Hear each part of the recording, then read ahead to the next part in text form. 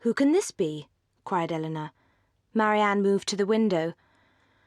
"It is Colonel Brandon," she said with vexation. "We are never safe from him." And she retreated to her room. "I met Mrs. Jennings in Bond Street," said he after the first salutation, "and she encouraged me to come on, and I was the more easily encouraged because I thought it probable that I might find you alone, which I was very desirous of doing." "I understand you," said Elinor. "You have something to tell me of Mr. Willoughby that will open his character farther. Your telling it will be the greatest act of friendship that can be shown Marianne. You will find me a very awkward narrator, Miss Dashwood. I hardly know where to begin." He stopped a moment for recollection, and then, with another sigh, went on. "You have probably entirely forgotten a conversation between us one evening at Barton Park, in which I alluded you to a lady I had once known, as resembling in some measure your sister Marianne." "Indeed," answered Elinor, "I have not forgotten it." He looked pleased by this remembrance, and added, "This lady was one of my nearest relations, an orphan from her infancy, and under the guardianship of my father. I cannot remember a time when I did not love Eliza, yet at 17 she was lost to me forever. She was married against her inclination to my brother.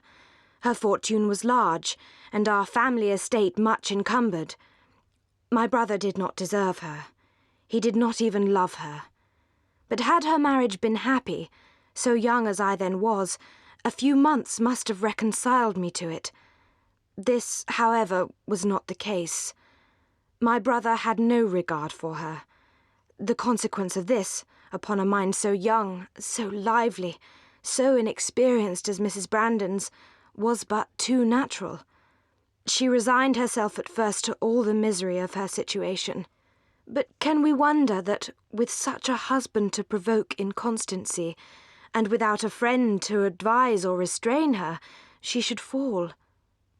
"The shock which her marriage had given me," he continued, "was nothing to what I felt when I heard, about 2 years afterwards, of her divorce." He could say no more, and rising hastily, walked for a few moments about the room before proceeding.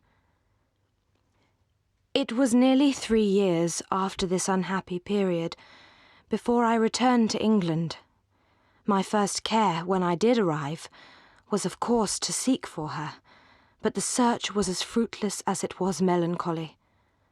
At last, however, and after I had been 6 months in England, I did find her. Regard for a former servant of my own, who had since fallen into misfortune, carried me to visit him in a sponging house, where he was confined for debt. And there, in the same house, was my unfortunate sister. So altered, so faded. She was, to all appearance, in the last stage of consumption.